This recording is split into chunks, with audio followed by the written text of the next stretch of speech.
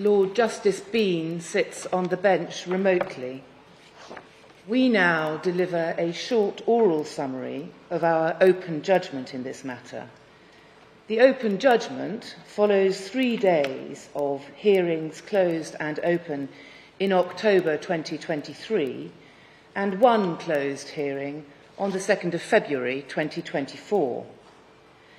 Our summary is not in substitution for, nor does it form any part of our open judgment, which we are handing down separately in writing at the end of this hearing. Copies of that written judgment are available together with a written press summary. The neutral citation for our open judgment is 2024 EWCA Civ 152 and will appear on the National Archives in the normal way. Shamima Begum was born in the United Kingdom in August 1999. She lived and attended school in Tower Hamlets. Her parents are of Bangladeshi origin, and through them, Miss Begum had Bangladeshi citizenship, at least until her 21st birthday.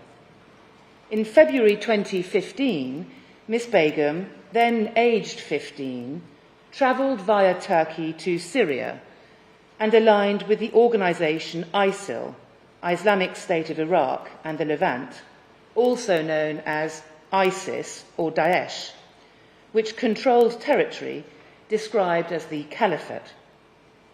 She married an ISIL fighter soon after arriving. She went on to have 3 children, sadly none of whom survived. She was still in the Caliphate when it collapsed in January 2019 and was taken to a camp in northeast Syria. Section 40, subsection 2 of the British Nationality Act 1981 gives the Secretary of State, in practice the Home Secretary, power to deprive a person of British citizenship if satisfied that deprivation is conducive to the public good. On the 19th of February 2019, without prior notice to Miss Begum, the then Secretary of State made an order depriving her of British citizenship on the ground that it would be conducive to the public good to do so, because her return to the United Kingdom would present a risk to national security. There is a right of appeal to the Special Immigration Appeals Commission, SIAC, against orders for deprivation of citizenship made on national security grounds. On the 3rd of May 2019, Miss Begum applied for leave to enter the UK so that she could take part in her appeal to SIAC. Her application was refused.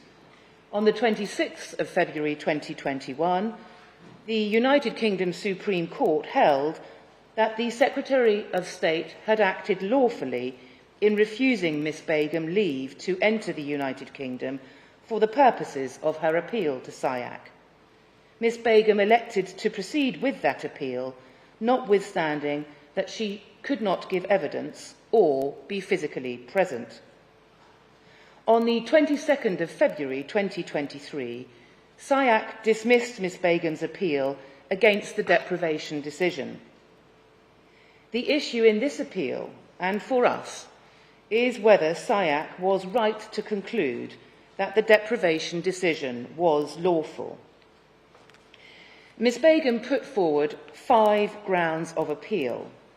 Ground 1, ECHR Article 4.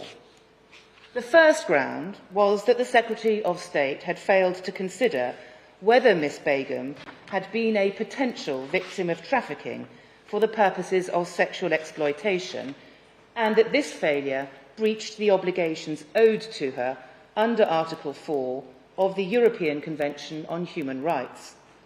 SIAC had found that there was, at the very least, a, quote, credible suspicion, unquote, that she had been trafficked for such purposes in 2015. It was not argued before us that this created an absolute bar to any deprivation order.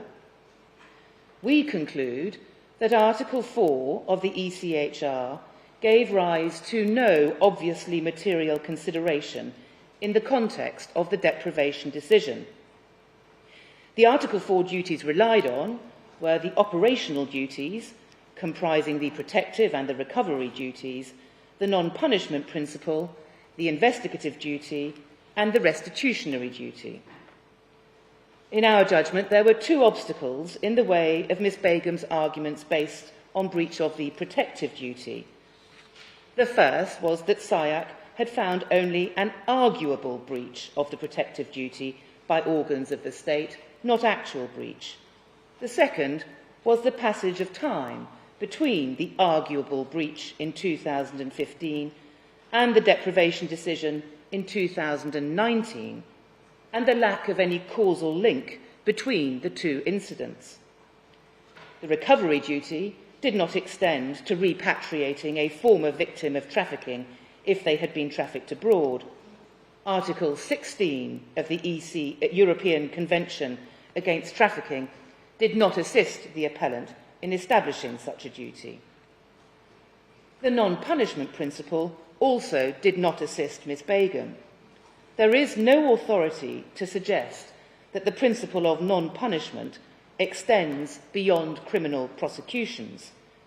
To extend the principle to a deprivation decision would go beyond incremental development of the relevant jurisprudence. The investigative duty and the argument that any investigation into the suspected trafficking in 2015 could only be effective if Ms Begum were present in the United Kingdom was not, in our judgment, an obviously material consideration for the Secretary of State when making the deprivation decisions. 3 reasons for this. 1, it would be tantamount to an obligation to repatriate. 2, it would be inconsistent with the Supreme Court's decision that the Secretary of State was not required to give Ms Begum leave to enter to present her appeal. Thirdly, any investigative duty is only to take reasonable steps, and SIAC were right to find that reasonable steps do not extend to repatriating a person assessed to pose a threat to national security. No restitutionary duty was owed in the instant case, as there was no established breach of Article 4. A possible or arguable breach is insufficient to trigger the restitutionary duty. Further, the asserted breach occurred 4 years before the deprivation decision. Further, the focus of a deprivation decision on the grounds of national security must, in our judgment, be the assessment of risk. We did not accept that an individual assessed as presenting a risk to national security must be repatriated, or even that the Secretary of State is required to consider repatriation in order to meet obligations which might be owed under Article 4. Ground 2. Trafficking issues at common law. The second ground was that the Secretary of State failed to take into account the possibility that Ms Begum had been a victim of trafficking for the purpose of sexual exploitation. It was submitted that this was a breach of his duties at common law. Although the information before him did not discuss the case in terms of Article 4 or of the European Convention against Trafficking, the Secretary of State was aware of the circumstances of Ms Begum's departure to Syria, and the materials before him powerfully expressed the view that people who were children when they went to align with ISIL should be considered first and foremost as victims. The Secretary of State took into account the possibility that Ms Begum had been a victim of trafficking. That assessment was kept under review after February 2019. SIAC was entitled to find that the issue of whether Ms Begum had travelled voluntarily was within the expertise of the intelligence agencies. Voluntariness of travel was not a binary question, and Ms. Begum may well have been influenced and manipulated by others, but still have made a calculated decision to travel to Syria and align with ISIL. The assessment of the national security risk was, in our judgment, a question of evaluation and judgment entrusted by Parliament to the Secretary of State. Ground 3, de facto statelessness.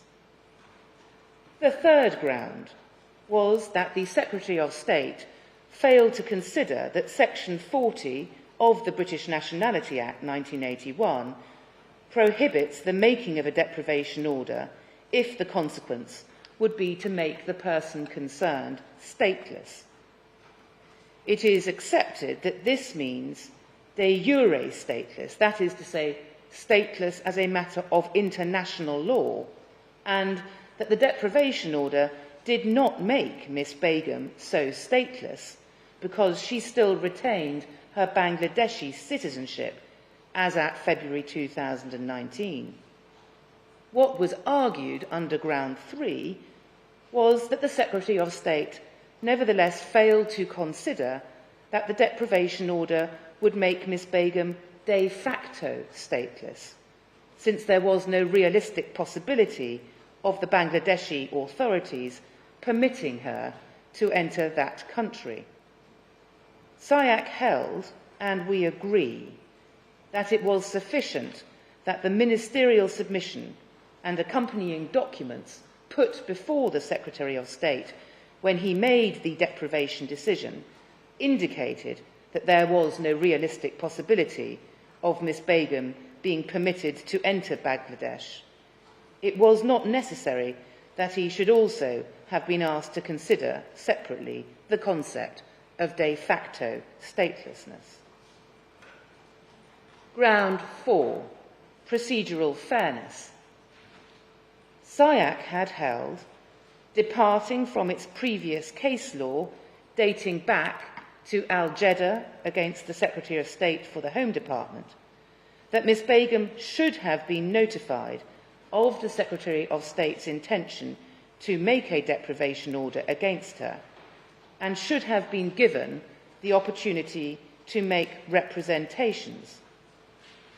We hold that at least a main purpose, if not the main purpose, of Section 40, subsection 2 of the British Nationality Act 1981 is to protect the public from a threat to national security, which could be frustrated by a requirement to invite representations prior to a deprivation decision. Notifying a person abroad of an intention to remove their citizenship could enable that person to make a preemptive return to the United Kingdom and frustrate the purpose of the deprivation decision. Those deprived of their citizenship are afforded an appellate-level merits review of the deprivation decision through SIAC. This distinctive right to appeal and the risk of preemptive action are, in our judgment, compelling reasons to construe Section 40, subsection 5 of the British Nationality Act 1981 as excluding any right to prior consultation before a deprivation decision is made on national security grounds, as was held in Al-Jeddah. In our judgment, SIAC fell into error in concluding that Miss Begum was entitled to the opportunity to make representations before the Secretary of State took the deprivation decision. In any event, however, SIAC was correct to rule that it was immaterial that Miss Begum was not afforded the opportunity to make submissions prior to the deprivation decision. It was inevitable that the Secretary of State would have made the same decision, regardless of possible representations made by Miss Begum. Ground 5, the public sector equality duty. The deprivation decision was exempt from considerations of the public sector equality duty under Section 149 of the Equality Act 2010, pursuant to the exemption created by Section 192 of the same Act, as it concerned the safeguarding of national security.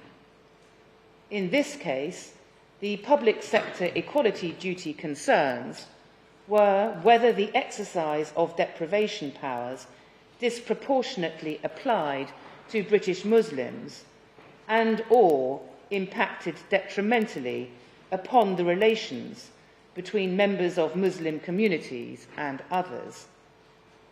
In our judgment, the national security exemption applies to any exercise of function or powers. As such, the national security, the deprivation decision, was exempt from the duties that arose under Section 149. The exemption did not require the court to undertake a separate proportionality assessment. In any event, SIAC had been correct to find that the deprivation power was exercised in a proportionate manner. In conclusion, for these reasons, we unanimously dismiss the appeal. It could be argued that the decision in Miss Begum's case was harsh. It could also be argued that Miss Begum is the author of her own misfortune. But it is not for this court to agree or disagree with either point of view. Our only task is to assess whether the deprivation decision was unlawful. We have concluded it was not, and the appeal is dismissed. Mr. James Matthew, you will want time to consider the written decision in full. Yes. Our proposal, subject to anything that you'd like to say, is that we will adjourn all consequential matters for a period of 7 days. We would direct that the parties should agree a draft order within that period, and failing such agreement, to submit short written submissions to the court by 4 p.m. next Friday. That's Friday the 1st of March 2024. It's difficult for you to comment because you haven't seen the judgment, but does that sound like a realistic time frame for you? My lady, yes. And if you need more time, then please communicate with the court in the normal way. Yes, please. Subject to that, we conclude with a repeat of our thanks to all counsel and solicitors involved in this matter. Copies of the written judgment are available to be distributed together with a written press summary. That concludes this hearing. Thank you.